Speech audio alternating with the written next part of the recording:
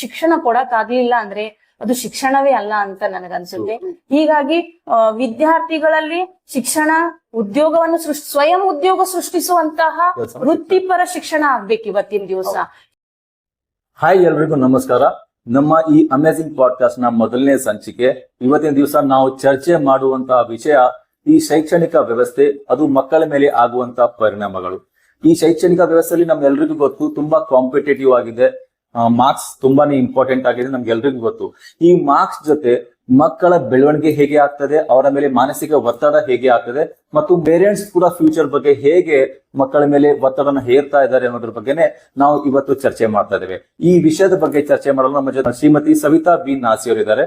ಇವರು ಸರ್ಕಾರಿ ಪದವಿ ಪೂರ್ವ ಕಾಲೇಜಿನ ಉಪಾಧ್ಯಕ್ಷರಾಗಿ ಕಾರ್ಯನಿರ್ವಹಿಸ್ತಾ ಇದ್ದಾರೆ. ಜೊತೆಗೆ ಕರ್ನಾಟಕ ಸರ್ಕಾರಿ ಮಹಿಳಾ ನೌಕರ ಸಂಘದ ತಾಲೂಕಾಧ್ಯಕ್ಷರಾಗಿ ಕೂಡ ಕಾರ್ಯನಿರ್ವಹಿಸ್ತಾ ಇದ್ದಾರೆ. ಮೇಡಮ್, ಇವತ್ತಿನ ನಮ್ಮ ಈ ಕಾರ್ಯಕ್ರಮಕ್ಕೆ ಸ್ವಾಗತ. ಮೇಡಮ್, ನಾನು ಈ ವಿಷಯನ ಸೆಲೆಕ್ಟ್ ಮಾಡೋಕ್ಕೂ ಮುಂಚೆ ತುಂಬಾ ರಿಸರ್ಚ್ ಮಾಡಿದ್ದೇನೆ. ನಾನು ಶೈಕ್ಷಣಿಕ ವ್ಯವಸ್ಥೆಯಲ್ಲಿ 11 ವರ್ಷದಿಂದ ಕಾರ್ಯನಿರ್ವಹಿಸ್ತಾ ಇದ್ದೇನೆ. ನೀವು ಕೂಡ ಶೈಕ್ಷಣಿಕ ವ್ಯವಸ್ಥೆಯಲ್ಲಿ ಸುಮಾರು ವರ್ಷಗಳಿಂದ ಕಾರ್ಯನಿರ್ವಹಿಸ್ತಾ ಇದ್ದೀರಾ. ನಾನು ಮಕ್ಕಳ ಬೆಳವಣಿಗೆ, ಅಂದ್ರೆ ಈ ಶಾಲಾ ಮಕ್ಕಳ ಬೆಳವಣಿಗೆ ತುಂಬಾ ಸಮೀಪದಿಂದ ನೋಡಿರುವಂತ ವ್ಯಕ್ತಿ. ಅದಕ್ಕೋಸ್ಕರನೇ ಈ ಟಾಪಿಕ್ ನ ತಗೊಂಡಿದ್ದೇನೆ. ನಮ್ಗೆಲ್ರಿಗೂ ಗೊತ್ತು, ನಮ್ಮ ಮಕ್ಕಳ ಬೆಳವಣಿಗೆಯಲ್ಲಿ ಮಾರ್ಕ್ಸ್ ತುಂಬಾ ಇಂಪಾರ್ಟೆಂಟ್. ಆದ್ರೆ ಈ ಮಾರ್ಕ್ಸ್ ನಮ್ಮ ಮಕ್ಕಳ ಮೇಲೆ ಯಾವುದೋ ಒಂಥರ ನೆಗೆಟಿವ್ ಆಗಿ ಇಂಪ್ಯಾಕ್ಟ್ ಬೀರ್ತಿದೆನಾ? ಯಾಕಂದ್ರೆ ಮಾರ್ಕ್ಸ್ ಅದು 90% ಅಚೀವ್ ಮಾಡಬೇಕು, 95% ಅಚೀವ್ ಮಾಡಬೇಕು, ಎಲ್ಲ ಪೇರೆಂಟ್ಸ್ ಎಕ್ಸ್ಪೆಕ್ಟ್ ಮಾಡ್ತಿದ್ದಾರೆ. ಜೊತೆಗೆ ಶಾಲೆಗಳು ಕೂಡ ಮಕ್ಕಳ ಮೇಲೆ ಅದೇ ತರ ಒತ್ತಡ ಹಾಕಿ ಟ್ರೈನ್ ಮಾಡ್ತಾ ಇದ್ದಾರೆ. ಇದು ಎಷ್ಟರ ಮಟ್ಟಿಗೆ ಸರಿ ಮತ್ತೆ ಎಷ್ಟರ ಮಟ್ಟಿಗೆ ಮಕ್ಕಳಿಗೆ ಒತ್ತಡ ಅನ್ನಿಸ್ಬೋದು ಅಂತ? ವಾಸ್ತವದಲ್ಲಿ ನಮ್ಮ ಪೋಷಕರು ತಮ್ಮ ಮಕ್ಕಳ ಶಕ್ತಿ ಸಾಮರ್ಥ್ಯದಕ್ಕಿಂತ ಅಂಕಗಳ ಮೇಲೆ ಹೆಚ್ಚು ಗಮನ ಕೊಡ್ತಾ ಇದ್ದಾರೆ. ಅವ್ರ ಮೇಲೆ ಪ್ರೆಷರ್ ಹಾಕ್ತಾ ಇರೋದೇನು, ನೀನ್ ಕಂಪಲ್ಸರಿ ಇಷ್ಟು ಅಂಕಗಳನ್ನ ತೆಗೆದುಕೊಂಡು ಬರ್ಲೇಬೇಕು. ಒಂದು ಹೆಚ್ಚು ಅಂಕ ಪಡೆದಂತಹ ಮಕ್ಕಳಿಗೆ ಅದು ಪ್ರೋತ್ಸಾಹದಾಯಕ ಆಗಿರ್ತದೆ, ಮತ್ತೆ ಆತ್ಮವಿಶ್ವಾಸನೂ ಹೆಚ್ಚಿಸ್ತದೆ, ಪ್ರೇರಣೆ ಆಗ್ತದೆ. ಆದ್ರೆ ನಾವಿಲ್ಲಿ ಚರ್ಚೆ ಮಾಡ್ಬೇಕಾಗಿರೋದು ನಿಧಾನವಾಗಿ ಕಲಿತಾ ಇರುವಂತಹ ಮಕ್ಕಳು ಮತ್ತು ಅವ್ರು ತೆಗೆದುಕೊಳ್ಳುವ ಅಂಕಗಳ ಬಗ್ಗೆ. ಕೆಲವು ಮಕ್ಕಳು ಬಹಳ ನಿಧಾನವಾಗಿ ಓದೋದರಿಂದ ಅಂಕದ ಮೇಲೆ ಹೊಡೆತ ಆಗಿ ಕಡಿಮೆ ಅಂಕಗಳನ್ನು ತೆಗೆದುಕೊಳ್ತಾರೆ. ಅಂತಹ ಮಕ್ಕಳು ಏನಾಗ್ತಾರೆ, ಆತ್ಮವಿಶ್ವಾಸವನ್ನು ಕಳೆದುಕೊಳ್ತಾರೆ. ಈ ಪರೀಕ್ಷೆ ಅನ್ನೋದೇ ಅವ್ರಿಗೊಂದು ಭಯ ಮೂಡಿಸ್ತು. ನಿಜವಾಗ್ಲೂ ಆಗ್ತದೆ. ಮತ್ತೆ ಭಯದಿಂದ ಅವರು ಆರೋಗ್ಯದ, ಮಾನಸಿಕ, ದೈಹಿಕದ ಒಂದು ಸ್ಥಿತಿ ಹದಗೆಡುವುದರ ಜೊತೆಗೆ ಓದುವವರಿಗೆ ಏನಾಗ್ಲಿಕ್ಕಿರ್ತದೆ ಅಂದ್ರೆ ಇವತ್ತು ಆತಂಕ ಆಗ್ಲಿಕ್ಕಿರ್ತದೆ, ಭಯ ಮೂಡಿಸ್ತಾ ಇದೆ. ಜೊತೆಗೆ ಕಲಿಸುವಂತ ಉತ್ಸಾಹಕ್ಕಿಂತ ನಿರುತ್ಸಾಹ ಅವರಲ್ಲಿ ಹೆಚ್ಚಾಗ್ತಾ ಇರೋದನ್ನ ನಾವು ನೋಡ್ತಾ ಇದ್ದೀವಿ. ಮಾರ್ಕ್ಸ್ ಅಚೀವ್ ಮಾಡಿಸ್ಬೇಕು. ಮಾರ್ಕ್ಸ್ ಈಗಿನ ಮಕ್ಕಳಲ್ಲಿ ನಾವ್ ಹೆಂಗ್ ಮಾಡ್ತಾ ಇದೀವಿ ಅಂತಂದ್ರೆ, ಆ marks is it self education. ಶಿಕ್ಷಣ ಅಂದ್ರೆ ನಥಿಂಗ್ ಬಟ್ ಮಾರ್ಕ್ಸ್ ಅನ್ನೋ ಮಟ್ಟಿಗೆ. ಬಟ್ ವಾಸ್ತವದಲ್ಲಿ ನಾವು ತಿಳ್ಕೋಬೇಕು, ಅಂಕಗಳಿಗೂ ಈ ಶಿಕ್ಷಣಕ್ಕೂ ಅಷ್ಟು ನಾವು ಒತ್ತಡ ಹೇರುವಷ್ಟು ಅವಶ್ಯಕತೆ ಇಲ್ಲ ಅನ್ನೋದು. ನಿಜವಾಗ್ಲೂ ಮಾರ್ಕ್ಸ್ ಅಷ್ಟು ಪರಿಣಾಮ ಬೀರುತ್ತೆ. ಈಗ ನಮ್ಮ ಫಾರ್ ಎಕ್ಸಾಂಪಲ್ ನಮ್ಮ ಮಗು 90% ಪ್ರತಿ ಕ್ಲಾಸ್ ಅಲ್ಲಿ ತಗೊಂಡು 12th ವರೆಗೂ 90% ತಗೊಂಡು ಎಲ್ಲಾ ಶೈಕ್ಷಣಿಕ ಅವ್ರ ಶಿಕ್ಷಣದ ಒಂದು ಜರ್ನಿ ಮುಗಿಸೋರ್ಗು 90% ತಗೊಂಡ್ರೆ ಮುಂದೆ ಜೀವನ ಭವಿಷ್ಯ ತುಂಬಾ ಚೆನ್ನಾಗಿ ಆಗುತ್ತೆ ಅನ್ನೋ ಪ್ರಶ್ನೆ. ಅದು ನಾವು ಬಹಳ ವಿಚಾರ ಮಾಡುವಂತ ವಿಷಯ. ಇವತ್ತಿನ ದಿವಸದಲ್ಲಿ ನಾವು ಎಷ್ಟೋ ಸಲ ಆಫ್ಟರ್ ರಿಸಲ್ಟ್ ಪರೀಕ್ಷೆ ಮುಗಿದ್ಮೇಲೆ 10th ಅವ್ರ PUC ಅಲ್ಲಿ ಮಕ್ಕಳು ಮಾರ್ಕ್ಸ್ ತಗೊಂಡಿರ್ತಾರೆ, ಅಥವಾ ಅವರು ಒಂದು ಇದು ಮಾಡ್ಕೊಂಡಿರ್ತಾರೆ, ಎಸ್ಟಿಮೇಟ್ ಮಾಡ್ಕೊಂಡಿರ್ತಾರೆ, ನನ್ ಮಾರ್ಕ್ಸ್ ಇಷ್ಟು ಬರ್ತವೆ 95, 99 ಅಂತ. ಜಸ್ಟ್ 1 or 2% ಲೆಸ್ ಆದಾಗ ಬಹಳಷ್ಟು ವಿದ್ಯಾರ್ಥಿಗಳು ಸುಸೈಡ್ ಅಟೆಂಪ್ಟ್ ಮಾಡ್ಕೊಂಡಿರ್ತಾರೆ. ಅವರ ನಿರೀಕ್ಷೆ ಮೀರಿ ಸ್ವಲ್ಪ 1-2% ಕೊರತೆ ಆದಾಗ ತಂದೆ ತಾಯಿಗಳು ಅನ್ಕೊಂಡಿರ್ತಾರೆ, ನನ್ ಮಗ 99 ತಗೋತಾನೆ ಅಂತ. ಅವ್ರು 95 ತಗೊಂಡ್ಬಿಟ್ಟಿರ್ತಾರೆ. ಅಂತಹ ಮಕ್ಕಳಿಗೆ ಆ ಪೇರೆಂಟ್ಸ್ ಎಷ್ಟು ಒತ್ತಡ ಹಾಕ್ತಾರೆ ಅಂದ್ರೆ, ಅವ್ರಿಗೆ ಇಷ್ಟು ಏನಂತಾರೆ ಬೇಜಾರ್ನಲ್ಲಿ ಹೋಗ್ತಾರೆ ಅಂದ್ರೆ. ಅಂತ ಮಕ್ಕಳಿಗೆ ನೀವು ಏನ್ ಹೇಳಕ್ ಇಷ್ಟಪಡ್ತೀರಾ? ಈಗ ನೋಡಿ, ನೀವು ಕೆಲವೊಂದು ಮಾರ್ಕ್ಸ್ ಕಡಿಮೆ ಬಂದ್ರೆ ಅಥವಾ ಸಬ್ಜೆಕ್ಟ್ ಅಲ್ಲಿ ಫೇಲ್ ಆದ್ರೆ ಮಕ್ಕಳು ಸುಸೈಡ್ ಮಾಡ್ಕೊಂಡು ಬಿಟ್ಟಿರ್ತಾರೆ. ಈ ವಿಷಯದಲ್ಲಿ ನೀವು ಮಕ್ಕಳಿಗೆ ಏನ್ ಹೇಳ್ತೀರಾ? ಅಂದ್ರೆ ಹೆಚ್ಚು ಕಡಿಮೆ ಮಾರ್ಕ್ಸ್ ಆದ್ರೆ ಮಕ್ಕಳಿಗೆ ಏನ್ ಧೈರ್ಯ ಹೇಳ್ತೀರಾ ಅಂತ? ಅಂಕಗಳು ಭವಿಷ್ಯವನ್ನು ಬದುಕನ್ನ ರೂಪಿಸಲ್ ಸರ್. ಅಂಕಗಳು ಯಾಕೆ ಬೇಕು, ಮೌಲ್ಯಮಾಪನ ಯಾಕೆ ಮಾಡ್ತಾರೆ ಅನ್ನೋದು ನಾವು ತಿಳ್ಕೋಬೇಕು. ಮೌಲ್ಯಮಾಪನದ ಅರ್ಥ ಅಂತಂದ್ರೆ ಒಂದು ವಿದ್ಯಾರ್ಥಿ ಕಲಿಕೆಯನ್ನು ಉತ್ತಮಗೊಳಿಸ್ಲಿಕ್ಕೆ, ಅಥವಾ ವಿದ್ಯಾರ್ಥಿ ಸರಿಯಾಗಿ ವಿದ್ಯೆಯನ್ನ ಮೈಗೂಡಿಸುವಲ್ಲಿ ಸೋತಾಗ ವಿಫಲ ಆದಾಗ ಏನ್ ಸುಧಾರಣೆ ಮಾಡುವುದರಿಂದ ಮತ್ತಷ್ಟು ಅವರಲ್ಲಿ ಆ ಶಿಕ್ಷಣದ ಗುಣಮಟ್ಟವನ್ನ ಅವರ ಸಾಮರ್ಥ್ಯವನ್ನ ಹೆಚ್ಚಿಸಬಹುದು ಅಂತ ನೋಡ್ಲಿಕ್ಕಿರುವಂತ ಮಾಪನ ಅಥವಾ ಅಳತೆಗೋಲನ್ನೇ ನಾವು ಮೌಲ್ಯಮಾಪನ ಅಂತೀವಿ. ಆ ಮೌಲ್ಯಮಾಪನದಲ್ಲಿ ಬರುವಂತ ಅಂಕಗಳೇ ಅವ್ರ ಬದುಕು ಸೃಷ್ಟಿಸ್ತವೆ ಅಂತ ನಾವು ಅನ್ಕೊಳ್ಳೋದೇ ಬೇಡ. ನಾವ್ ಎಷ್ಟೋ ಉದಾಹರಣೆಗಳನ್ನ ಅವ್ರಿಗೆ ಹೇಳ್ಬೋದು.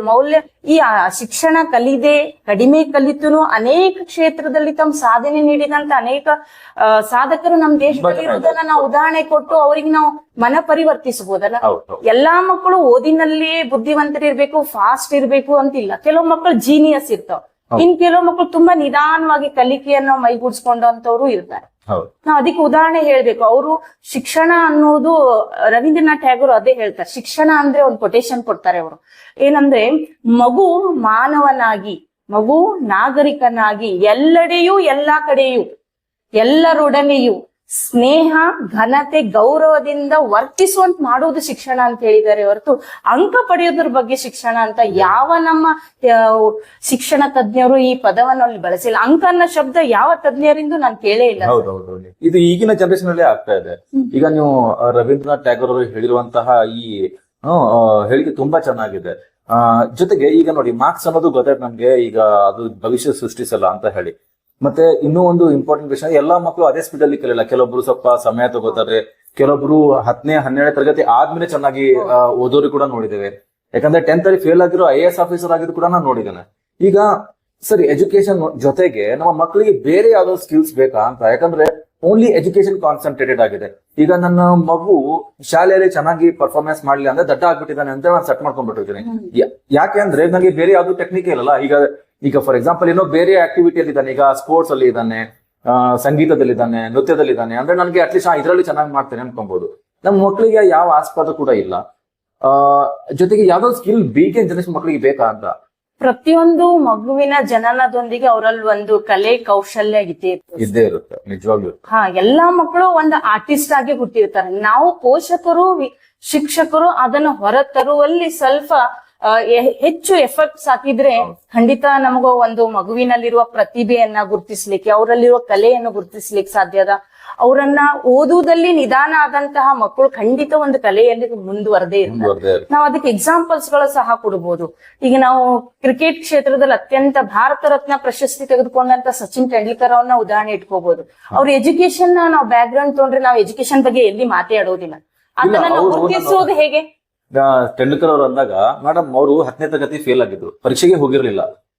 ಅವ್ರ ತಂದೆ 3 ಸರಿ ಪರೀಕ್ಷೆ ಬರೆಸಿದ್ರು ಕೂಡ ಅವರು ಸರಿಯಾಗಿ ಪರ್ಫಾರ್ಮ್ ಮಾಡಿಲ್ಲ, ಹೋಗೇ ಇರಲಿಲ್ಲ ಅಂತ ಪರೀಕ್ಷೆ. ಅಷ್ಟು ಕ್ರಿಕೆಟ್ ಬಗ್ಗೆ ಅವರಿಗೆ ಅಭಿಮಾನ ಇತ್ತು, ಆಸಕ್ತಿ ಇತ್ತು. ಈಗ ಮಹಾರಾಷ್ಟ್ರದಲ್ಲಿ 10ನೇ ತರಗತಿಯ ಮಕ್ಕಳಿಗೆ ಸಚಿನ್ ತೆಂಡೂಲ್ಕರ್ ಅವ್ರ ಮೇಲೆ ಒಂದು ಪಾಠ ಇದೆ ಅಂದ್ರೆ ಮಾಡೆಲ್, ಎಷ್ಟು ನೋಡಿ ಮಾದರಿಯಾಗಿ ತೆಗೆದುಕೊಂಡಿದ್ದಾರೆ. ಅಂದ್ರೆ ಬೇರೆ ಸ್ಕಿಲ್ ಅಷ್ಟೇ ಮುಖ್ಯ ಅನ್ನೋದು. ಮಕ್ಕಳಲ್ಲಿರುವಂತಹ ಓದಿನಕ್ಕೆ ಹೆಚ್ಚು ಗಮನ ಕೊಡದೆ, ಓದು ಯಾಕೆ ಬೇಕು ಅಂದ್ರೆ ಅಕ್ಷರ ಜ್ಞಾನ, ಸಮಾಜದ ಒಂದು ಹಂತದಿಂದ ಇನ್ನೊಂದು ಹಂತಕ್ಕೆ ನಾವು ಶಿಕ್ಷಣವನ್ನು ಪಡಿಲಿಕ್ಕೆ ಮಾರ್ಕ್ಸ್ ಬೇಕು. ಆ ಮಾರ್ಕ್ಸ್ ಮಕ್ಕಳ ಭವಿಷ್ಯ ರೂಪಿಸ್ತದ ಅನ್ನೋದನ್ನ ಮೊದಲು ನಾವು ಪೇರೆಂಟ್ಸ್ ಮನಗಂಡ್ಬೇಕು. ಈಗ ಜೊತೆಗೆ ಇನ್ನೊಂದು ತುಂಬಾ ಇಂಪಾರ್ಟೆಂಟ್ ಆಗಿರುವಂತ ವಿಷಯ, ಈಗ ನೋಡಿ ಮಾರ್ಕ್ಸ್ ಓಕೆ, ಈಗ ಇನ್ನೊಂದ್ ಏನಾಗಿದೆ ಅಂದ್ರೆ ನಮ್ಮ ಪೇರೆಂಟ್ಸ್ ಈ ಮಾರ್ಕ್ಸ್ ಇಂದ ಯಾವಾಗಿಂದ ಹಿಂದೆ ಬೀಳ್ತಂದ್ರೆ ಪ್ರೀ ಸ್ಕೂಲ್. ಈ ಪ್ರೀ ಸ್ಕೂಲ್ ಯಾಕೆ ಶುರುವಾಯ್ತು, ಪ್ರೀ ಸ್ಕೂಲ್ ಯಾಕೆ ಬಂತು? ಯಾಕಂದ್ರೆ ನಾವು ಚಿಕ್ಕವರಿದ್ದಾಗ ಪ್ರೀ ಸ್ಕೂಲ್ ಹೆಸರೇ ಇರ್ಲಿಲ್ಲ.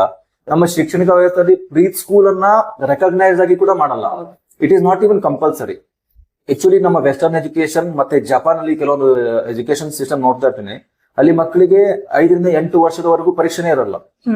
ನಮ್ಮಲ್ಲಿ ಕೆಲವೊಂದು ಬೋರ್ಡ್ ನೋಡಿದಾನೆ, LKG ಅಲ್ಲಿ ಟಾಪರ್ ಅಂತ ಬೋರ್ಡ್ ಹಾಕಿದ್ದಾರೆ. ಎಂತ ವಿಚಿತ್ರ ನೋಡಿ, ಫಸ್ಟ್ ಸ್ಟ್ಯಾಂಡರ್ಡ್ ಅಲ್ಲಿಂದ ಅವರಿಗೆ ರ್ಯಾಂಕಿಂಗ್ ಬಗ್ಗೆ ಹೇಳ್ತಾ ಇದ್ದಾರೆ. ಸೊ ಈ ವಿಷಯಗಳು ಪ್ರೀ ಸ್ಕೂಲ್ ಬಂತ್ ಯಾಕೆ ಅಂತ ನನಗೆ ಗೊತ್ತಿಲ್ಲ. ನನ್ನ ಪ್ರಕಾರ ಸರ್, ಈ ಪೂರ್ವ ಶಾಲೆ ಅಂತ ನಾವು ಪ್ರೀ ಸ್ಕೂಲ್ ಅಂದ್ರೆ ಶಾಲಾ ಪೂರ್ವ ಅಂತ ಕರಿತೀವಿ. ಶಾಲಾ ಪೂರ್ವ ಶಿಕ್ಷಣ ವ್ಯವಸ್ಥೆನ ನಾವು ಸಾಮಾಜಿಕ ಶಿಕ್ಷಣ ಅಂತ ಕರಿತೀವಿ. ಸೋಷಿಯಲ್ ಎಜುಕೇಶನ್, ಸೋಷಲೈಸೇಷನ್ ಅಂತಾನು ಶಬ್ದವನ್ನು ಬಳಸ್ತೀವಿ, ಸಾಮಾಜೀಕರಣಗೊಳಿಸುವಂತದ್ದು ಅಂತ. ಮೊದಲು ಈ ಸಾಮಾಜೀಕರಣ ಅನ್ನೋದು ಮನೆಯಲ್ಲಿ ನಡೀತಿತ್ತು ಸರ್. ಅದಕ್ಕೆ ನಮ್ಮಲ್ಲಿ ಒಂದು ಗಾದೆ ಇದೆ, ತಾಯಿಯೇ ಮೊದಲ ಗುರು, ಶಾಲೆಯೇ ಮೊದಲ ಪಾಠಶಾಲೆ. ಅಲ್ಲಿ ಮೊದಲು ನಮ್ಮ ದೇಶದಲ್ಲಿ ಅವಿಭಕ್ತ ಕುಟುಂಬಗಳು, ಜಾಯಿಂಟ್ ಫ್ಯಾಮಿಲೀಸ್ಗಳು ಇದ್ವು. ಆ ಜಾಯಿಂಟ್ ಫ್ಯಾಮಿಲಿಯಲ್ಲಿ ಮಗು ಬರೀ ತಂದೆ ತಾಯಿಗಳಿಗೆ ಮಗುವಾಗಿರ್ತಿದ್ದಿಲ್ಲ, ಇಡೀ ಕುಟುಂಬದ ಸದಸ್ಯರೆಲ್ರಿಗೂ ಅದು ಮಗುವಾಗಿರ್ತಿತ್ತು. ಮತ್ತೆ ನಮ್ಮ ಹಿರಿಯರು ಅಂದ್ರೆ ಅಜ್ಜ ಅಜ್ಜಿ ಇದ್ದವರು ಏನ್ ಮಾಡ್ತಿದ್ರು ಅಂದ್ರೆ, ನಮಗೆ ಒಳ್ಳೆ ಒಂದು ಮಾರಲ್ ಎಜುಕೇಶನ್ ಕೊಡ್ತಿದ್ರು, ನೈತಿಕ ಶಿಕ್ಷಣವನ್ನ ನಮಗ್ ಅವರೇ ಕೊಡ್ತಿದ್ರು. ತಮ್ಮ ಜೀವನದ ಅನುಭವಗಳನ್ನ ಅವ್ರ ಕತೆ ರೂಪದಲ್ಲಿ ನಮಗ್ ಹೇಳ್ತಿದ್ರು. ವೀರ ಶೂರರ ಕಥೆಗಳನ್ನ ನಾವ್ ಇತಿಹಾಸ ಓದ್ತಿದ್ದಿಲ್ಲ, ಅವ್ರ ಅನುಭವ ಇತ್ತು, ಅದನ್ನ ಅವ್ರು ಹೇಗೆ ಚಿತ್ರಿಸ್ತಿದ್ರು ಅಂದ್ರೆ ಮಕ್ಕಳ ಮನದಲ್ಲಿ ಬೇರೂರು ಹಾಗೆ ಅವ್ರು ಏನ್ ಮಾಡ್ತಾರೆ, ಆ ಒಂದು ಎಕ್ಸ್ಪ್ರೆಷನ್ ಮೂಲಕ ಮಕ್ಕಳಿಗೆ ಕತೆ ಹೇಳೋದ್ರಿಂದ ಅವರಲ್ಲಿ ನೈತಿಕತೆಗಳು, ಮೌಲ್ಯಗಳು, ಮಾನವೀಯತೆಗಳು ಇರ್ತಿದ್ವು.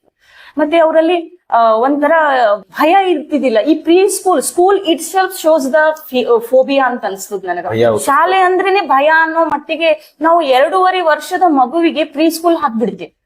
ಕಾರಣ ಇನ್ನೊಂದ್ ಏನಂದ್ರೆ ಪೇರೆಂಟ್ಸ್ ಗಳಿಗೆ, ಇವತ್ತು ಪೇರೆಂಟ್ಸ್ ಇಬ್ರು ವರ್ಕಿಂಗ್ ವುಮೆನ್ಸ್ ಆಗಿರೋದ್ರಿಂದ, ಪೋಷಕರು ಇಬ್ರು ತಂದೆ ತಾಯಿ ಇಬ್ರು ದುಡಿತಾ ಇರೋದ್ರಿಂದ ಅನಿವಾರ್ಯವಾಗಿ ಕೆಲವು ಸಂದರ್ಭದಲ್ಲಿ ಅವ್ರಿಗೆ ಏನ್ ಮಾಡ್ತಾರೆ, ಈ ಕೇರಿಂಗ್ ಸೆಂಟರ್ ಗಳಲ್ಲಿ ಹಾಕ್ತಾರೆ ಸರ್. ಯಾಕಂದ್ರೆ ನಮ್ಮ ಹತ್ರ ಗ್ರ್ಯಾಂಡ್ ಪೇರೆಂಟ್ಸ್ ಇಲ್ಲ, ಹಾಕ್ಬಿಡ್ತಾರೆ.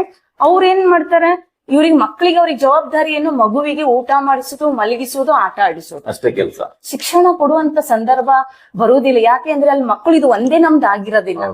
ಅವು ಇನ್ಸ್ಟಿಟ್ಯೂಷನ್ ಏನ್ ಮಾಡ್ತದೆ, ಎಲ್ಲಾ ಮಕ್ಕಳನ್ನ ಸಮಾನಾಗಿ ನೋಡ್ಬೇಕಾಗಿರೋದ್ರಿಂದ ಅವ್ರು ನಿರ್ವಹಿಸುವಂತ ಕಾರ್ಯ ಕೇವಲ ಏನಾಗಿರ್ತದೆ, ಮಗುವನ್ನ ಆರೈಕೆ ಮಾಡುವುದು. ಸೊ ಎಲ್ಲಿ ನಮ್ಗೆ ಶಾಲೆಯಲ್ಲಿ, ಪ್ರೀ ಶಾಲೆಯಲ್ಲಿ, ನೀವೇನ್ ಪೂರ್ವ ಶಾಲೆಯಲ್ಲಿ ಸಿಗ್ತಾ ಇರುವಂತಹ ಆ ಮೌಲ್ಯಯುತವಾದ ಶಿಕ್ಷಣ ಇವತ್ ನಮ್ಗೆ ಸಿಗದೇ ಇರೋದ್ರಿಂದ ಶಿಕ್ಷಣದ ಭಯ ಓಡಿಸ್ಬಿಡ್ತಿದ್ರು. ಶಿಕ್ಷಣ ಅನ್ನೋದು ಕೇವಲ ಅಕ್ಷರ ಜ್ಞಾನ.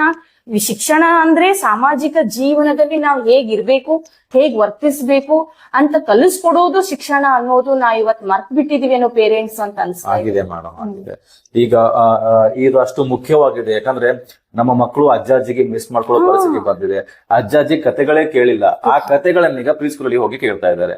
ಸೊ ಈ ವಿಷಯಗಳೆಲ್ಲ ನಾವು ನೋಡ್ತಾ ಇದೀವಿ. ಸೊ ಮೇ ಬಿ ಅದಕ್ಕೋಸ್ಕರ ಈವನ್ ಪೇರೆಂಟ್ಸ್ ಕೂಡ ಬಿಸಿ ಆಗಿದ್ದಾರೆ. ಇಬ್ರು ವರ್ಕಿಂಗ್ ಅಲ್ಲಿ ಇದ್ರೆ ಕೂಡ ಸಮ್ಟೈಮ್ಸ್ ಅದು ನೆಸೆಸರಿ ಆಗಿರೋದು ಕೂಡ ನಾನು ನೋಡ್ತಾ ಇರ್ತೇನೆ. ಜೊತೆಗೆ ಈ ಶಾಲೆಯ ವ್ಯವಸ್ಥೆಯಲ್ಲಿ ಹೆಂಗೆ ಮಾರ್ಕ್ಸ್ ಅನೌನ್ಸ್ಮೆಂಟ್ ಮಾಡ್ತಾರೆ ನೋಡಿ. ಮಕ್ಕಳ ಆಸಕ್ತಿನೂ ಆತರ ಘೋಷಿಸಬಹುದಾ, ಮಕ್ಕಳಲ್ಲಿ ಇರುವಂತಹ ಕಲೆಗಳನ್ನ ಘೋಷಿಸಬಹುದಾ? ಈಗ ಮಕ್ಕಳಲ್ಲಿ ಒಂದ್ ಯಾವ್ದೋ ವಿಷಯದಲ್ಲಿ ಆಸಕ್ತಿ ಇದೆ, ಅದರಲ್ಲಿ ಕಾಂಪಿಟೇಷನ್ ಕಂಡಕ್ಟ್ ಮಾಡಿ ಮಾರ್ಕ್ಸ್ ಜೊತೆಗೆ ನಿಮ್ಮ ಮಗು ಇಂತಹ ಆಕ್ಟಿವಿಟಿಯಲ್ಲಿ ತುಂಬಾ ಚೆನ್ನಾಗಿ ಪರ್ಫಾರ್ಮ್ ಮಾಡಿದೆ ಅನ್ನೋದು ಮಾರ್ಕ್ಸ್ ಕಾರ್ಡ್ ಜೊತೆಯಲ್ಲಿ ಹಾಕ್ಬೋದಾ? ಅಂದ್ರೆ ಪೇರೆಂಟ್ಸ್ಗೂ ಬೇರೆ ವಿಷಯದ ಬಗ್ಗೆ ಮಕ್ಕಳ ಆಸಕ್ತಿಯನ್ನ ಅರ್ಥ ಮಾಡ್ಕೊಳ್ಳುವಂತ ಮೆಜರ್ಮೆಂಟ್ ಟೆಕ್ನಿಕ್ ಇರ್ಬೋದು, ಅಥವಾ ಶಾಲೆಯಿಂದಲೇ ಅದು ಘೋಷಣೆ ಆದ್ರೆ ಏನೋ ಪೇರೆಂಟ್ಸ್ಗೂ ಒಂಥರ ಮೋಟಿವೇಶನ್ ಸಿಗುತ್ತೆ, ಮಕ್ಕಳಿಗೆ ಒಂಥರ ಮೋಟಿವೇಶನ್ ಸಿಗುತ್ತೆ. ಆತರ ಆಗ್ಬೋದು. ಅದು ಈ ವಿಚಾರ ಬಗ್ಗೆ ಏನ್ ಹೇಳ್ತೀರಾ? ಇವತ್ತಿನ ದಿನಗಳಲ್ಲಿ ಪಠ್ಯ ವಿಷಯದ ಜೊತೆಗೆ ಪಠ್ಯೇತರ ಚಟುವಟಿಕೆಗಳು ಅನ್ನೋದನ್ನು ಸೇರಿಸಿದ್ದಾರೆ ಸರ್. ಎಷ್ಟೋ ಮಕ್ಕಳಿಗೆ ಪ್ರತಿದಿನ ಯೋಗ ಕ್ಲಾಸ್ಗಳನ್ನ ಹೇಳ್ತಾರೆ. 1 ತಾಸ್ ಬಿಫೋರ್ ಸ್ಕೂಲ್ ನಲ್ಲಿ, ಅಥವಾ ಆಫ್ಟರ್ ಶಾಲೆಯ ನಂತರ 1 ಅವರ್ ಯೋಗ ಕ್ಲಾಸ್ ಅನ್ನು ಇಟ್ಟಿರ್ತಾರೆ. ಚೆಸ್ ಆಡಿಸ್ತಾ ಇದ್ದಾರೆ. ಜೊತೆಗೆ ಮಕ್ಕಳಲ್ಲಿ ಇರುವಂತಹ ನೃತ್ಯ, ಒಂದ್ ವೇಳೆ ಅವ್ರ ಆಸಕ್ತಿ ಇದ್ರೆ, ಸಂಗೀತ ಆಸಕ್ತಿ ಇದ್ರೆ ಭರತನಾಟ್ಯವನ್ನ ಆ ಸ್ಕೂಲ್ ನಲ್ಲಿ ಒಂದು ಪಾಠ ಆಗಿ ಹೇಳ್ತಾ ಇರುವಂತ ಸಂಸ್ಥೆಗಳು ಈಗ ಬೆಳೀತಾ ಇರುವುದನ್ನ ನಾವು ನೋಡ್ತಾ ಇದೀವಿ. ಅದು ನಾವು ಒತ್ತಿ ಕೊಡ್ಬೇಕು ಸರ್. ಯಾಕಂದ್ರೆ ಮಕ್ಕಳಲ್ಲಿ ಬರೀ ಶಿಕ್ಷಣ ಅಂದ್ರೆ ಓದು ಬರೆಯೋದಕ್ಕೆ ಅವರನ್ನು ಸೀಮಿತಗೊಳಿಸಿದೆ. ಇನ್ನಿತರ ಎಂಜಾಯ್ಮೆಂಟ್, ಮನೋರಂಜನಾತ್ಮಕ ಆಗಿರ್ಬೋದು, ಕಲೆ ಕೌಶಲ್ಯಗಳಾಗಿರ್ಬೋದು, ಅವುಗಳಲ್ಲಿಯೂ ಅವರಿಗೆ ಆಸಕ್ತಿ ಮೂಡಿಸೋದ್ರಿಂದ ಡೆಫಿನೆಟ್ಲಿ ಏನಾಗುತ್ತೆ ಅಂದ್ರೆ ಅವರಲ್ಲಿ ಮತ್ತಷ್ಟು ಶಾಲೆಗೆ ಹೋಗ್ಬೇಕನ್ನೋ ಆಕರ್ಷಣೆ ಹೆಚ್ಚಾಗ್ತದೆ ಅನ್ನೋದು. ಮತ್ತೆ ಮಾರ್ಕ್ಸ್ ಕಾರ್ಡ್ ಅಲ್ಲಿ ಬರ್ಬೇಕು ಅನ್ನೋ ನನ್ನ ಆಸೆ. ಯಾಕಂದ್ರೆ ಮಕ್ಕಳಿಗೂ ಅನ್ಸುತ್ತೆ ಎಜುಕೇಶನ್ ಕ್ವಾಲಿಫಿಕೇಶನ್ ಜೊತೆ ಮಕ್ಕಳ ಎಕ್ಸ್ಟ್ರಾ ಕರಿಕ್ಯುಲಮ್ ಆಕ್ಟಿವಿಟಿ ಅಂತೇವೆ ನಾವು. ಯಾವುದೇ ಆಕ್ಟಿವಿಟಿಯಲ್ಲಿ ಅವ್ರ ಪರ್ಫಾರ್ಮೆನ್ಸ್ ಹೇಗೆ ಇದೆ ಅಂತ ಬರುತ್ತೆ, ನಾವು ಸೀರಿಯಸ್ ತಗೋತಾರೆ ಪೇರೆಂಟ್ಸ್ ಕೂಡ. ಅದ್ರ ಬಗ್ಗೆ ಅದು ಇಂಪಾರ್ಟೆನ್ಸ್ ಕೊಡಕ್ಕೆ ಶುರು ಮಾಡ್ತಾರೆ. ಸೊ ನಮ್ಮ ಈಗಿನ ಶೈಕ್ಷಣಿಕ ವ್ಯವಸ್ಥೆ ಒಂದು ಆಡ್ ಆಗ್ಬೇಕು ಅಂತ ನನ್ಗೆ ನೆನಪಿದೆ. ನೀವು ಒಂದು ಯಾವ್ದೋ ಟ್ರೈನಿಂಗ್ ಗೆ ಹೋಗಿದ್ರಿ, ಶಾಲೆಯ ಟ್ರೈನಿಂಗ್ ಹೋಗಿದ್ರಿ, ಅಲ್ಲಿ ಮಕ್ಕಳ ಕಲೆನಲ್ಲಿ ಬಗ್ಗೆ ನೀವು ಹೇಳ್ತಾ ಇದ್ರಿ. ಅದರಲ್ಲಿ ಕೂಡ ಇದ್ರ ಬಗ್ಗೆನೇ ವ್ಯವಸ್ಥೆ ಇದೆ. ಅಲ್ಲಿ ಹೇಗೆ ಅದು ಕಲೆನಲ್ಲಿ ಬಗ್ಗೆ ಏನ್ ಹೇಳ್ತೀರಾ? ಕರ್ನಾಟಕ ಸರ್ಕಾರ ಏನ್ ಮಾಡಿದೆ, ಮಕ್ಕಳ ಒಂದು ಮಾನಸಿಕ ಒತ್ತಡವನ್ನು ಕಡಿಮೆ ಮಾಡಬೇಕು, ಅವರ ಮಕ್ಕಳನ್ನ ಹೆಚ್ಚು ಶಾಲೆ ಕಡೆಗೆ ಆಕರ್ಷಿಸ್ಬೇಕಂತಾನೆ ಏನ್ ಮಾಡಿದೆ, ನಲ್ಲಿ ಕಲಿ ಪ್ರಾಜೆಕ್ಟ್ ಅನ್ನ ನನ್ನ ಒಂದು ಜ್ಞಾನಕ್ಕೆ ಇರುವಂತ ಹಾಗೆ 2005ಕ್ಕಿಂತ ಮುಂಚೆನೆ ಏನ್ ಮಾಡ್ತು, ನಲ್ಲಿ ಕಲಿ ಪ್ರಾಜೆಕ್ಟ್ ಅನ್ನ ಅಜಿಂ ಪ್ರೇಮಜಿ ಅವರ ಒಂದು ನೇತೃತ್ವದಲ್ಲಿ ತಂದ್ಬಿಡ್ತದೆ. ಅಂದ್ರೆ ಹೆಸರೇ ಸೂಚಿಸ್ತದೆ, ನಲಿ ಅಂದ್ರೆ ಖುಷಿನಿಂದ ಕಲಿ ಅಂತ, ಕುಣುಕೋತ ಕಲಿ, ನಲಿತಾ ಕಲಿ, ಹಾಡ್ತಾ ಕಲಿ ಅಂತ ಹೇಳಿ. ಅದು ಯಾವುದೇ ಒಂದು ಒತ್ತಡ ಇರೋದಿಲ್ಲ. ಒಂದು ಹೆಚ್ಚು ಪುಸ್ತಕಗಳನ್ನ ತೆಗೆದುಕೊಂಡು ಮಕ್ಕಳು ಬ್ಯಾಗ್ ನಲ್ಲಿ ಭಾರವನ್ನ ಹಾಕೊಂಡು ಹೇಳೋದಿಲ್ಲ ಸರ್. ಅದು ಒಂದು ಸ್ಟೆಪ್ ಮಾಡಿದೆ. ಒಂದು ಸ್ಟೆಪ್ ನಲ್ಲಿ ಏನನ್ನ ಕಲಿಬೇಕು, 2ನೇ ಸ್ಟೆಪ್ ನಲ್ಲಿ ಏನ್ ಕಲಿಬೇಕು, ಅಲ್ಲಿ ಪುಸ್ತಕ ಮತ್ತು ಈ ಬರೆಯುವ ಓದುವುದಕ್ಕಿಂತ ಹೆಚ್ಚಾಗಿ ಕುಣಿದುಕೊಳ್ತಾ ನಲಿದುಕೋತ ಕಲಿಯುವಂತಹ ಒಂದು ಪ್ರಾಜೆಕ್ಟ್, ಬಹಳ ಅದ್ಭುತವಾದಂತಹ ಪ್ರಾಜೆಕ್ಟ್ ಅನ್ನ ಸರ್ಕಾರ ಬಹಳ ಹಿಂದೆನೆ ಪರಿಚಯಿಸಿದೆ. ಬಟ್ ಎಲ್ಲೋ ಒಂದ್ ಕಡೆ ಆ ಮಕ್ಕಳು ಅದಕ್ಕೆ ತಲುಪುವಲ್ಲಿ ಗ್ಯಾಪ್ ಆಗಿದೆ ಏನೋ ಅಂತ ಅನ್ನೋದು ನನಗ್ ಅನ್ಸುತ್ತೆ. ಮಕ್ಕಳ ಸೈಕಾಲಜಿಕಲ್ ಸ್ಟೇಬಿಲಿಟಿ ಅಂದ್ರೆ ಮಾನಸಿಕ ಒತ್ತಡನ ಹೇಗೆ ಸಮಗೊಳಿಸ್ಬೇಕು ಅಂದ್ರೆ ಹೇಗೆ ಬ್ಯಾಲೆನ್ಸ್ ಮಾಡ್ಬೇಕು ಅಂತ ಶಿಕ್ಷಣ ಅಂಕಗಳು ಮತ್ತೆ ಅವರ ಎಕ್ಸ್ಟ್ರಾ ಕರಿಕ್ಯುಲಮ್ ಆಕ್ಟಿವಿಟೀಸ್ಗಳು ಅವೆಲ್ಲ ಬ್ಯಾಲೆನ್ಸ್ ಮಾಡೋದು ಮಕ್ಕಳಿಗೆ ಹೇಗೆ ಕಲಿಬೇಕು, ಇದರಲ್ಲಿ ಶಿಕ್ಷಕರ ಕಾಂಟ್ರಿಬ್ಯೂಷನ್ ಹೇಗಿರುತ್ತೆ, ಜೊತೆಗೆ ನಮ್ಮ ಪೇರೆಂಟ್ಸ್ ಕೂಡ ಅದನ್ನ ಯಾವ ತರ ಅರ್ಥ ಮಾಡ್ಕೊಬೇಕು ಅಂತ. ಹೌದು, ಇವತ್ತು ಕಡಿಮೆ ಅಂಕ ತೆಗೆದುಕೊಂಡಂತಹ ಮಕ್ಕಳ ಮಾನಸಿಕ ಸ್ಥಿತಿಯನ್ನ ಮೊದಲು ನಾವು ಸಮತೋಲನಗೊಳಿಸೋದು ಬಹಳ ಅವಶ್ಯಕತೆ ಇದೆ. ಯಾಕಂದ್ರೆ ಆ ಮಕ್ಕಳು ನನ್ನ ಅಂಕಗಳನ್ನ ಕಡಿಮೆ ತೆಗೆದುಕೊಂಡೆ ಅನ್ನೋ ಅವಮಾನದ ಸ್ಥಿತಿಯಲ್ಲಿದ್ರೆ ಅದು ಮುಂದೆ ಕಲಿಯಕ್ಕೆ ಹೋಗಲ್ಲ. ಅದರಲ್ಲಿ ಅದು ಒಂದು ಇನ್ಸಲ್ಟ್ ಫೀಲ್ ಮಗುವಲ್ಲಿ ಬಂದ್ರೆ ಅದು ಯಾವತ್ತೂ ಆ ಕಡೆ ಒಲವು ತೋರಿಸೋದಿಲ್ಲ. ಅದಕ್ಕಾಗಿ ಕಡಿಮೆ ಅಂಕ ತೆಗೆದುಕೊಂಡ್ ಮಕ್ಕಳಿಗೆ ಫಸ್ಟ್ ಪೇರೆಂಟ್ಸ್ ಏನ್ ಮಾಡ್ಬೇಕಾಗಿದೆ ಅಂದ್ರೆ ಅವರ ಒಂದು ತೆಗೆದುಕೊಳ್ಳಿ ಕಾರಣನ ನಾವು ಅರ್ಥ ಮಾಡ್ಕೋಬೇಕು. ನಮ್ಮ ಮಗು ಕಾರಣ ಏನು, ಎಷ್ಟು ಕಡಿಮೆ ಅಂಕ ತೆಗೆದುಕೊಂಡಿದೆ ಅಂದ್ರೆ ಅದ್ರ ಕೆಪಾಸಿಟಿ ಇದೇನಾ ಇಲ್ಲ, ಅದಕ್ಕೆ ಆ ಕ್ಷೇತ್ರದಲ್ಲಿ ಆಸಕ್ತಿ ಎಷ್ಟಿದೆ, ಅಥವಾ ಎಲ್ಲಿ ನಾವು ಅದಕ್ಕೆ ಹೆಚ್ಚು ಪ್ರೋತ್ಸಾಹ ಕೊಟ್ಟಿವೋ ಇಲ್ಲ, ಅದ್ರ ಜೊತೆಗೆ ಸಮಯ ಕಳೆದುವೋ ಇಲ್ಲ ಅನ್ನೋದು. ಯಾಕಂದ್ರೆ ಎಂತಹದ್ದೇ ಶಾಲೆಗೆ ಹಾಕ್ಲಿ ಸರ್, ನಾವು ನಮ್ಮ ತಂದೆ ತಾಯಿ ಮಗುವಿನ ಜೊತೆಗೆ ಸ್ವಲ್ಪ ಸಮಯದವರೆಗೆ ಓದುವ ಅಭ್ಯಾಸದಲ್ಲಿ ನಾವು ತೊಡ್ಕೊಳ್ಳೇಬೇಕಾಗ್ತದೆ. ಸಮ್ ಟೈಮ್ ನಮಗ್ ಗೊತ್ತಿಲ್ಲದೆ ನಮ್ಮ ಬಿಸಿ ಶೆಡ್ಯೂಲ್ ನಲ್ಲಿ ಅದು ಗಮನ ವಹಿಸೋದಿಲ್ಲ. ಅಂತ ಸಂದರ್ಭದಲ್ಲಿ ಮಗು ಕಡಿಮೆ ತೆಗೆದುಕೊಂಡಿರ್ಬೋದು, ಇಲ್ಲವೇ ಅದ್ರ ಕೆಪಾಸಿಟಿನೇ ಕಡಿಮೆ ಇದೆ, ಅದರ ಸಾಮರ್ಥ್ಯ ಸ್ವಲ್ಪ ಬಹಳ ನಿಧಾನವಾಗಿರುವುದರಿಂದಲೂ ಅದು ಬೇರೆ ಮಕ್ಕಳ ಜೊತೆ ಸರಿ ಹೊಂದ್ಲಿಕ್ಕೆ ಇರಬಹುದು. ಅದನ್ನ ನಾವು ಮೊದಲು ಅರ್ಥೈಸ್ಕೋಬೇಕು. ಆ ಮಗು ಏನ್ ಹೇಳಲಿಕ್ಕೆ ಇಷ್ಟ ಪಡ್ತದೆ, ಅದು ಯಾಕೆ ಕಡಿಮೆ ತಗೊಂಡಿದೆ ಅಂತ ಕೇಳಿದಾಗ ಅದು ಉತ್ತರ ಕೊಡೋದನ್ನ ನಾವು ಬಹಳ ತಾಳ್ಮೆಯಿಂದ ಕೇಳ್ಬೇಕು. ಅದ್ರ ಬದಲು ನೀ ಕಡಿಮೆ ತಗೊಂಡಿ ಅಂತ ಹೇಳಿ ಅದಕ್ಕೆ ನಾವೇನಾದ್ರೂ ಬಯೋದ್ ಮಾಡಿದ್ರೆ ಅದರಲ್ಲಿ ಏನಾಗ್ತದೆ, ಶಿಕ್ಷಣದ ಜೊತೆಗೆ ತಂದೆ ತಾಯಿದನ್ನು ಭಯ ಮೂಡ್ಲಿಕ್ಕೆ ಶುರು ಆಗ್ತದೆ. ಅಲ್ಲಿಂದಲೇ ಮಗು ಸುಳ್ಳು ಹೇಳುವುದು, ತಪ್ಪಿಸ್ಕೊಳ್ಳುವಂಥದ್ದು, ಅದನ್ನ ಪಲಾಯನ ಮಾಡೋದಕ್ಕೆ ಶುರು ಮಾಡ್ತದೆ. ಅದಕ್ಕಾಗಿ ಅದ್ರ ಜೊತೆಗೆ ಈವನ್ ಶಿಕ್ಷಕರು ಏನ್ ಮಾಡ್ಬೇಕು, ಕಡಿಮೆ ಅಂಕ ತೆಗೆದುಕೊಂಡಂತ ಮಕ್ಕಳಿಗೆ ಹೆಚ್ಚು ಪ್ರಿಯಾರಿಟಿ ಕೊಡ್ಬೇಕು. ಅದು ಕೊಡ್ತಾ ಇದಾರೆ ನಮೀಗ ಇದೇ ಭಯ ಹುಟ್ಟಿಸು ನೋಡಿ. ಈಗ ಅಲ್ಲಿ ಎರಡು ವಿಷಯ ಆಗುತ್ತೆ, ಕಡಿಮೆ ಅಂಕ ತಗೊಂಡೋದ್ರೆ ಮತ್ತೆ ಬೆನ್ ಬಿದ್ದು ನಾವು ಅದನ್ನೇ ಕಲಿಸೋದಾಗ್ಬಿಟ್ಟಿದೆ, ಮತ್ತೆ ಎಕ್ಸ್ಟ್ರಾ ಪ್ರೆಷರ್ ಆಗುತ್ತೆ ಮಕ್ಕಳಿಗೆ. ಎಕ್ಸ್ಟ್ರಾ ಕ್ಲಾಸ್, 0 ಕ್ಲಾಸ್ ಅಂತ ಮಾಡ್ತಾರೆ. ಎಕ್ಸ್ಟ್ರಾ ಕ್ಲಾಸು ಯಾಕೆ ಬೇಕು ಅಂದ್ರೆ ಎರಡು ಸ್ಪೀಡ್ ಕಲಿಯುವಂತ ಮಗುವಿಗೂ ನಿಧಾನ ಕಲಿಯುವಂತ ಮಗುವಿಗೂ ಎಟ್ ಎ ಟೈಮ್ ಕಲಿಸೋಕೆ ಮತ್ತೆ ಅಂತರ ಶುರು ಆಗುತ್ತೆ. ನನ್ಗನ್ಸಿದ ಮಟ್ಟಿಗೆ ಏನಂದ್ರೆ, ಈಗ ಒಂದ್ ವಿಷಯ ಒಬ್ಬ ಟೀಚರ್ ಟೀಚ್ ಮಾಡ್ತಿದ್ದಾರೆ, ಕೆಲವೊಮ್ಮೆ ಮಕ್ಕಳಿಗೆ ಅದೇ ಟೀಚರ್ ಇಂದ ಕಲಿಯೋಕೆ ಆಗದೆ ಇರ್ಬೋದು, ಬೇರೆ ಟೀಚರ್ ಕಡೆಯಿಂದ ಕಲಿಬಹುದು. ಸೊ ಈಗ ಮತ್ತೆ ಎಕ್ಸ್ಟ್ರಾ ಕ್ಲಾಸ್ ಮತ್ತೆ ಅದೇ ಟೀಚರ್ ಕಲಿಸ್ತಾರೆ ಶಾಲೆಯಲ್ಲಿ. ಸೊ ಇದರಿಂದ ಏನಾಗುತ್ತೆ ಅಂದ್ರೆ ಮಕ್ಕಳಿಗೆ, ಈಗ ನಮ್ಮ ಮ್ಯಾಥಮೆಟಿಕ್ಸ್ ಅಲ್ಲಿ ಒಂದೇ ಪ್ರಾಬ್ಲಮ್ ಅನ್ನ 5-6 ಬೇರೆ ಬೇರೆ ಮೆಥಡ್ ಇಂದ ಸಾಲ್ವ್ ಮಾಡಬಹುದು. ಸೈನ್ಸ್ ಅನ್ನ ನಾವು ಒಂದ್ ಪಾಠ ಹೇಳುತ್ತಿರ್ಬೇಕಾದಾಗ ನಾವು ಅದೇ ಪಾಠ ಬೇರೆ ಬೇರೆ ಶೈಲಿಯಿಂದ ಹೇಳೋ ಟೀಚರ್ಸ್ ಕೂಡ ಇದ್ದಾರೆ. ಈಗ ಕನ್ನಡ, ಇಂಗ್ಲಿಷ್ ಇರ್ಬೋದು, ಅದು ಸ್ಟೋರಿ ಮುಖಾಂತರ ಹೇಳೋ ಕಲೆನೂ ಬೇರೆ ಇರ್ತದೆ. ಅದೇ ಎಲ್ಲಾ ಟೀಚರ್ಸ್ ಅಷ್ಟೇ ಚೆನ್ನಾಗಿ ಹೇಳ್ತಾರ ಅಂತ ಅನ್ನಕ್ಕಾಗಲ್ಲ. ಕೆಲವೊಂದು ಮಕ್ಕಳು ಬೇರೆ ಶಿಕ್ಷಕರ ಕಡೆಯಿಂದ ಕೂಡ ಕಲಿಬಹುದು. ಸೊ ಅದನ್ನ ನಾವು ಅಪೋರ್ಚುನಿಟಿ ಕೊಡ್ಬೇಕಾ ಮಕ್ಕಳಿಗೆ ಅಂತ. ನೀವು ಹೇಳೋದು ಸರಿ ಇದೆ ಸರ್, ಬಟ್ ಶಿಕ್ಷಣ ಸಂಸ್ಥೆಯಲ್ಲಿ ಮಗುವಿನ ಆಸಕ್ತಿಗೆ ಅನುಗುಣವಾಗಿ ಶಿಕ್ಷಕರನ್ನ ಬದಲಾಯಿಸೋದು ಅಷ್ಟು ಸುಲಭ ಅಲ್ಲ ಅಂತ. ಶಿಕ್ಷಕರಿಗೆ ಬದಲಾಯಿಸೋದು ಬೇಡ, ಮಕ್ಕಳಿಗೆ ಯಾವ ತರ ಎಕ್ಸ್ಪೋಜರ್ ಕೊಡ್ಬೋದು ಅಂತ. ನನ್ಗೆ ಅನ್ಸಿದ ಮಗುವಿಗೆ ಕಲಿಯುವ ಆಸಕ್ತಿನೇ ಕಡಿಮೆ ಇತ್ತಂದ್ರೆ ಯಾವ ಶಿಕ್ಷಕರಾದರೂ ಅದು ಕಲಿಕೆಯಲ್ಲಿ ಹಿಂದೆ ಉಳಿದಿರ್ತದ. ಅದ್ರ ಬದಲಾಗಿ ಅದಕ್ಕೆ ಯಾವ ಕ್ಷೇತ್ರದಲ್ಲಿ ಹೆಚ್ಚು ಆಸಕ್ತಿ ಇದೆಯೋ ಅದಕ್ಕೆ ಹೆಚ್ಚು ಪ್ರೋತ್ಸಾಹ ಪ್ರೇರಣೆ ಕೊಟ್ರೆ ಅದು ಅದರಲ್ಲಿ ಮುಂದುವರಿಲಿಕ್ಕೆ ಸಾಧ್ಯ ಇದೇನು ಅಂತ. ಈಗ ಶಾಲೆಯ ಒತ್ತಡ ನೋಡಿ, ನಾವು ಕೆಲವೊಮ್ಮೆ ಏನಂದ್ರೆ ಶಾಲೆಯಲ್ಲಿ ಪೇರೆಂಟ್ಸ್ ಮೀಟಿಂಗ್ ಮಾಡ್ತಾರೆ. ಈ ಪೇರೆಂಟ್ಸ್ ಮೀಟಿಂಗ್ ಮಾಡಿದಾಗ 3 ತರ ಭಯ ನಾನು ನೋಡ್ತಿರ್ತಾನೆ. ಒಂದು, ಪೇರೆಂಟ್ಸ್ ಮೀಟಿಂಗ್ ಅಂದ್ರೆ ಮಕ್ಕಳು ಭಯ ಪಡ್ತವೆ. ಎರಡನೇದು, ಪೇರೆಂಟ್ಸ್ ಮೀಟಿಂಗ್ ಅಲ್ಲಿ ನಮ್ಮ ಮಕ್ಕಳ ಪರ್ಫಾರ್ಮೆನ್ಸ್, ಟೀಚರ್ಸ್ ಏನ್ ಹೇಳ್ತಾರೆ ಅನ್ನೋದು, ಇವನ್ ಪೇರೆಂಟ್ಸ್ ಮೇಲೆ ಕೂಡ ಭಯ ಇರ್ತದೆ. ಪೇರೆಂಟ್ಸ್ ಬಂದು ಎಲ್ಲಿ ಮಕ್ಕಳ ಪರ್ಫಾರ್ಮೆನ್ಸ್ ನೋಡಿ ಟೀಚರ್ಸ್ ಗೆ ಬೈತಾರೆ ಅನ್ನೋದು ಅವ್ರ ಮೇಲೆ ಕೂಡ ಪ್ರೆಷರ್ ಇರ್ತದೆ.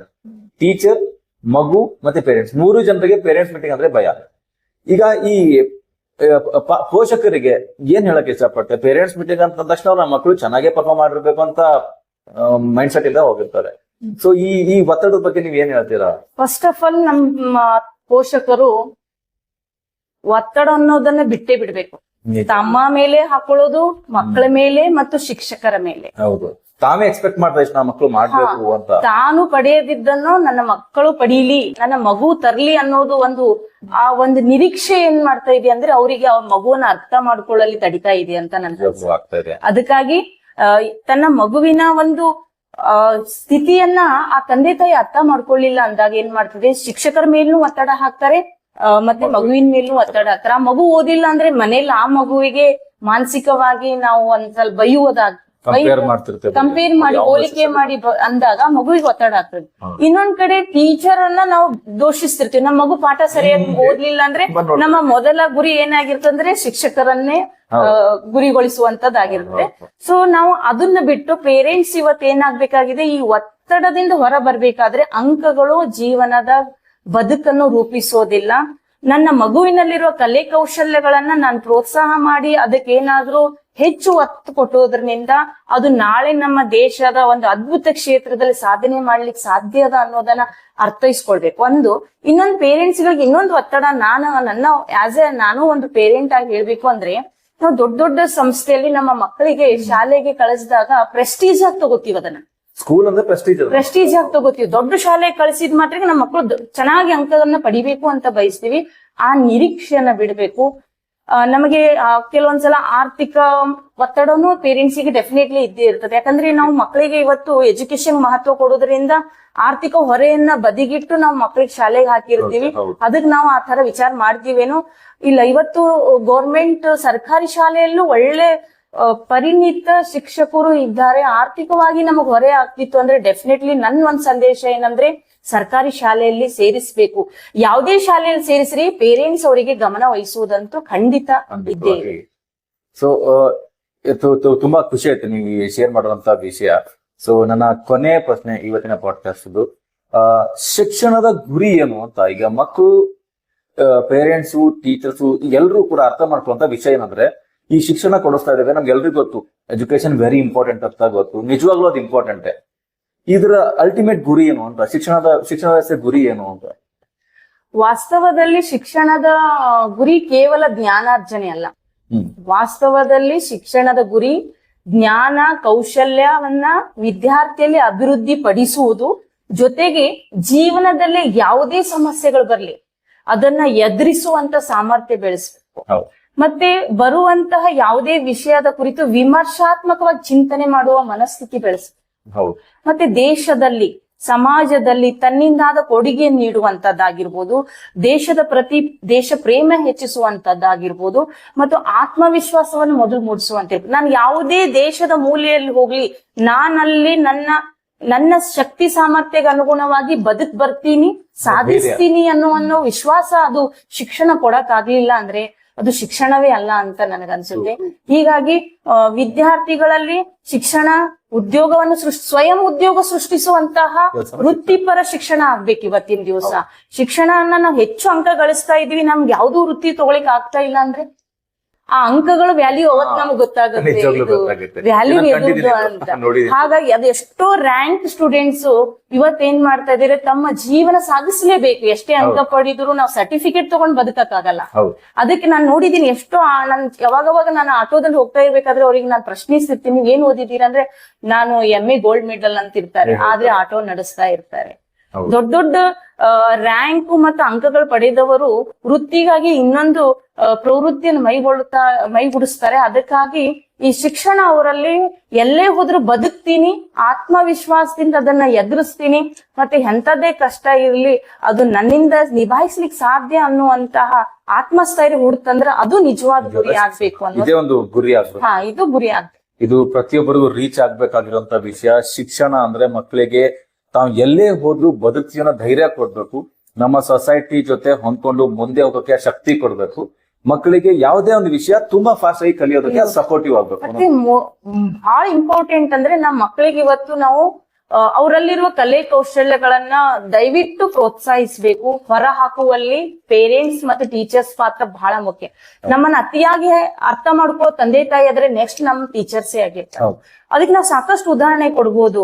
ಇವತ್ ನೋಡ್ರಿ, ಲಾಸ್ಟ್ ಟೈಮ್ ನಾವು ಸರಿಗಮಪದಲ್ಲಿ ಶಿವಾನಿ ಸ್ವಾಮಿ ಅಂತ ಹೇಳಿ ಸಂಗೀತ ಇದ್ರಲ್ಲಿ ಅವಳು ಪ್ರಥಮ ಸ್ಥಾನ ಗಳಿಸಿದ್ಲು. ಮತ್ತೆ ಅದೇ ರೀತಿ ನಾವು ಪುನೀತ್ ರಾಜ್ಕುಮಾರ್ ಅವ್ರು ನೋಡಿ, ಚಿಕ್ಕ ವಯಸ್ಸಿನಲ್ಲಿ ಅವ್ರ ತಂದೆ ಅವರಲ್ಲಿರುವ ನಟನೆಯನ್ನು ಗುರುತಿಸಿದ್ರು. ಇಡೀ ವಿಶ್ವ ಮೆಚ್ಚುವಂತ ಬರೀ ನಟನೆ ಆಗ್ಲಿಲ್ರಿ, ಅವ್ರು ರಿಯಲ್ ಹೀರೋ ಆದ್ರು. ಸಮಾಜ ಸೇವೆಯಲ್ಲಿ ಸಹ ತಮ್ಮನ್ನ ತೊಡಗಿಸ್ಕೊಂಡು ಇವತ್ತು ಅವ್ರು ನಮ್ ಜೊತೆಗೆ ಜೀವಂತ ಇದ್ದಾರೆ. ಅಂತಹ ಅವರನ್ನ ನಾವು ಇದು ಮಾಡ್ಕೋಬಹುದು. ಇನ್ನೊಂದು ನೀವು ಕೇಳಿರ್ಬಹುದು, ಅರುಣಿಮಾ ಸಿನ್ಹಾ ಅಂತ ಹೇಳಿ ಕೃತಕ ಕಾಲನ್ನು ಹಾಕೊಂಡು ವಿಶ್ವದಲ್ಲೇ ಮೊದಲ ಹೆಣ್ಣು ಅವಳು ಮೌಂಟ್ ಎವರೆಸ್ಟ್ ಏರಿದ್ರು. ನೋಡಿ ಇವತ್ತಿಗೂ ಅದು ರೆಕಾರ್ಡ್ ಯಾರು ಮುರಿಯಕ್ಕಾಗಿಲ್ಲ. ಸೂಪರ್ ನಾವು ದೈಹಿಕ ದೌರ್ಬಲ್ಯಗಳೇ ನಮ್ಮ ಒಂದು ಜೀವನ ಬದುಕು ಸಾಧಿಸುವಲ್ಲಿ ಅದನ್ನ ಕಾರಣವಾಗಿಟ್ಕೊಂಡು ಮುಂದೆ ಹೋಗದೆ ಇರ್ತೀವಿ. ಬಟ್ ಅಂತವ್ರನ್ನ ನಾವು ಸ್ಫೂರ್ತಿಯಾಗಿ ತೆಗೆದುಕೊಂಡ್ರೆ ಡೆಫಿನೆಟ್ಲಿ ನಮ್ಮಲ್ಲಿರೋ ಕಲೆಯನ್ನ ನಾವು ಹೊರ ಹಾಕಿ, ನಾವು ಓದಿದಲ್ಲೇ ಇಲ್ಲ, ಸಂಗೀತ ಕ್ಷೇತ್ರದಲ್ಲಿ ನಾವು ಗಂಗೂಬಾಯಿ ಹಾನ್ಗಲ್ ತಗೋತೀವಿ, ಲತಾ ಮಂಗೇಶ್ಕರ್ ಅವ್ರು ತಗೋತೀವಿ, ಇನ್ನಿತರ ಈಗ ಗುಕೇಶ್ ಅಂತ ಹೇಳಿ ವರ್ಲ್ಡ್ ಯಂಗೆಸ್ಟ್ ಚಾಂಪಿಯನ್ ಅಂತ ಹೇಳಿ ಅವರನ್ನ ಅವಾರ್ಡ್ಸ್ ಕೊಂಡಿರೋದು. ಹಾಕಿ ಚಾಂಪಿಯನ್ ಕೇಳಿರ್ಬೋದು, ವಿದ್ಯಾ ಅಂತ ಹೇಳಿ. ಅವರನ್ನ ನಾವು ಎಕ್ಸಾಂಪಲ್ ಆಗಿ ಕೊಡುವುದರಿಂದ ಮಕ್ಕಳಿಗೆ ಮತ್ತಷ್ಟು ಪೇರೆಂಟ್ಸ್ ಇದು ಮಾಡ್ಬೇಕು ಮನೆಯಲ್ಲಿ, ಆಮೇಲೆ ಶಾಲೆಯಲ್ಲಿ ಶಿಕ್ಷಕರು ಅವರಲ್ಲಿರುವುದನ್ನ ಪ್ರೋತ್ಸಾಹಿಸುವುದರಿಂದ ಮೋಸ್ಟ್ಲಿ ಈ ಶಿಕ್ಷಣ ಅನ್ನೋ ಭಯ, ಪರೀಕ್ಷೆ ಅನ್ನೋ ಭಯ, ಅಂಕ ಅನ್ನೋದು ಅಷ್ಟು ಮೌಲ್ಯಯುತವಲ್ಲ. ಅದು ಕೇವಲ ನಮ್ಮ ಮುಂದಿನ ಹಂತಕ್ಕೆ ಇರುವಂತಹ ಒಂದು ಪ್ರಮಾಣ ಪತ್ರ ಆಗ್ಬೇಕೇ ಹೊರತು ಅದನ್ನ ನಾವು ಜೀವನ ರೂಪಿಸ್ತದಂತ ಭಾವಿಸಬಾರ್ದು ಅನ್ನೋದು. ಹೌದು.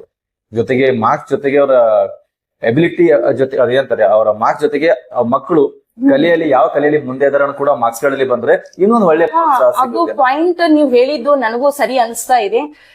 ಆ ಕ್ಷೇತ್ರದಲ್ಲಿ ನಾವು ಅದನ್ನ ಮಾರ್ಕ್ಸ್ ಕಾರ್ಡ್ ನಲ್ಲೂ ತೋರಿಸೋದ್ರಿಂದ ಆ ಪ್ರತಿಭೆ ಎಲ್ರಿಗೂ ಗೊತ್ತಾಗ್ಲಿಕ್ಕೂ ಸಾಧ್ಯ ಇದೆ. ಬಟ್ ಸರ್ ಏನಿದೆ, ನಾವು ನೋಡ್ತಿರ್ತೀವಿ ಯಾರು ಸ್ಪೋರ್ಟ್ಸ್ ನಲ್ಲಿ ಈ ರಾಜ್ಯ ಮಟ್ಟ ಮತ್ತು ಅಂತಾರಾಷ್ಟ್ರೀಯ ಮಟ್ಟದಲ್ಲಿ ದೇಶ ಮಟ್ಟದಲ್ಲಿ ಹೋದ ಯಾರು ಯಾವ ಕ್ಷೇತ್ರದಲ್ಲಿ ಸ್ಪೋರ್ಟ್ಸ್ ದಲ್ಲಿ ಗೆದ್ದಿರ್ತಾರೋ ಅಂತಹ ವಿದ್ಯಾರ್ಥಿಗಳಿಗೆ ವೃತ್ತಿ ಆಯ್ಕೆಯಲ್ಲಿ ಅವರಿಗೆ ರಿಸರ್ವೇಶನ್ ನೀಡಿ ಅದು ಪ್ರೋತ್ಸಾಹ ಕೊಡ್ತಾರೆ. ಆದ್ರೆ ಅದನ್ನ ಮಾರ್ಕ್ಸ್ ಕಾರ್ಡ್ ನಲ್ಲಿ ಎಂಟ್ರಿ ಇರಂಗಿಲ್ಲ, ಬಟ್ ಅದನ್ನ ಪ್ರಮಾಣ ಪತ್ರ ಕೊಡುವುದಂತೂ ನೋಡ್ತೀವಿ. ಅವರಿಗೆ ಒಂದು ರೆಕಗ್ನಿಷನ್ ಸಿಕ್ಕಂಗೆ ಫೀಲ್ ಆಗುತ್ತೆ ಅಂತ ನನ್ನ ಅನಿಸಿಕೆ. ಸೊ ಈ ಇಷ್ಟೊಂದು ನಮ್ಮ ಇಂಪಾರ್ಟೆಂಟ್ ಆಗಿರುವಂತ ವಿಷಯಗಳು ತುಂಬಾ ಜನಕ್ಕೆ ತಲುಪಿಸೋದು, ಈ ರೀಚ್ ಮಾಡಿಸೋದು ತುಂಬಾ ದೊಡ್ಡ ಕೆಲಸ ಆಗ್ಬಿಟ್ಟಿದೆ. ಅದಕ್ಕೋಸ್ಕರ ನಾನು ಈ ವಿಷಯಗಳನ್ನ ಎಕ್ಸ್ಪರ್ಟ್ಸ್ ಗೆ ಕರೆಸಿ ಈ ತರ ಪಾಡ್ಕಾಸ್ಟ್ ಮಾಡಿಸಿ ರೀಚ್ ಮಾಡಿಸುವಂತ ಕೆಲಸ ನಾನು ಮಾಡ್ತಾ ಇದ್ದೇನೆ. ಈ ನಮ್ಮ ಪಾಡ್ಕಾಸ್ಟ್ ಗೆ ಬಂದು ಇಷ್ಟೊಂದು ಇಂಪಾರ್ಟೆಂಟ್ ಆಗಿರುವಂತ ವಿಷಯ ನೀವು ಶೇರ್ ಮಾಡಿದ್ರೆ ನಮಗೂ ತುಂಬಾ ಖುಷಿ ಆಯ್ತು. ನೋಡುವಂತಹ ವೀಕ್ಷಕರಿಗೂ ಕೂಡ ಅಷ್ಟೇ ಮೀನಿಂಗ್ಫುಲ್ ಆಗಿತ್ತು ಅಂತ ಅನ್ಸುತ್ತೆ ಮೇಡಮ್. Thank you sir. ನನಗೆ ಇಲ್ಲಿ ಕರೆದು ನನ್ನ ಭಾವನೆಗಳನ್ನ, ನನ್ನ ವಿಷಯವನ್ನ ವ್ಯಕ್ತಪಡಿಸ್ಲಿಕ್ಕೆ ಅವಕಾಶ ಕೊಟ್ಟಿರಿ. ನಾನು ಆಸ್ ಎ ಪೇರೆಂಟ್ ನೀವು ಕೇಳಿದ ಕೆಲವು ವಿಷಯಗಳ ನನಗೂ ಅರ್ಥ ಆಯ್ತು. ಸೊ ಧನ್ಯವಾದಗಳು. Thank you. ಇದೇ ತರ ನಮ್ಮ ಪಾಡ್ಕಾಸ್ಟ್ ಅಲ್ಲಿ ನಮ್ಮ ಸೊಸೈಟಿಯಲ್ಲಿ ಇರುವಂತಹ ತುಂಬಾ ಅಚೀವ್ ಮಾಡಿರುವಂತಹ ತುಂಬಾ ವ್ಯಕ್ತಿತ್ವಗಳನ್ನ ನಾನು ನೋಡಿದ್ದೇನೆ. ನಾನು ತರಿಸ್ತೇನೆ, ಕರೆಸಿ ಇಂಟರ್ವ್ಯೂ ಮಾಡ್ತಿದ್ದೇನೆ. ಇದಕ್ಕೆ ನಿಮ್ಮ ಸಪೋರ್ಟ್ ಬೇಕು.